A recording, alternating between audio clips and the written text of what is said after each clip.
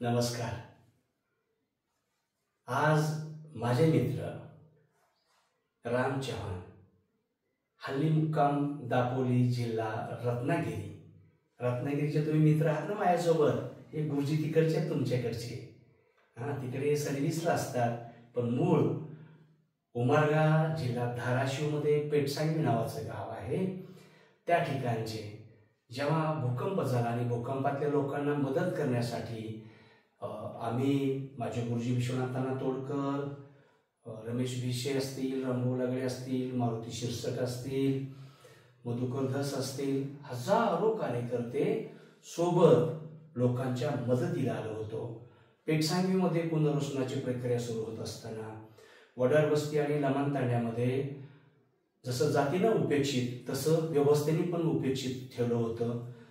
लमणतांड्यातल्या लोकांना राहण्याचं मला वाटतं की वेगळ्याच पद्धतीचे पत्रे होते, डांबराचे पत्रे, गरम उन्हाने ते पत्रे वाकून गेले।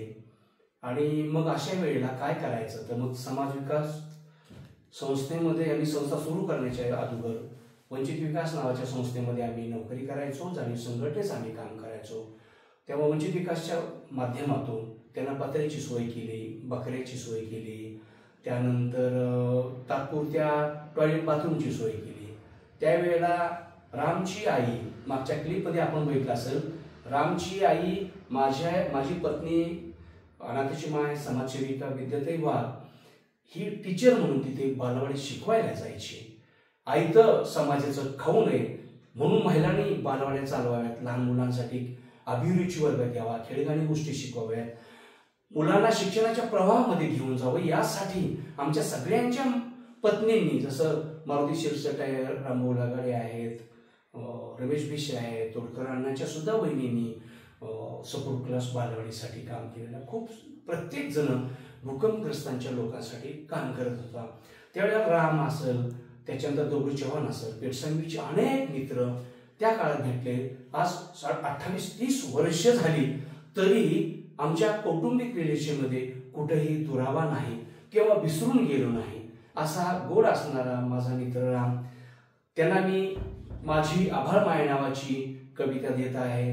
राम हा गुरुजी माणूस आहे, गुरुजी माणसाला साहित्य आणि कथा कविता आवडतात। राम, तुमच्यासाठी ही आभाळ माया समर्पित करतो आहे।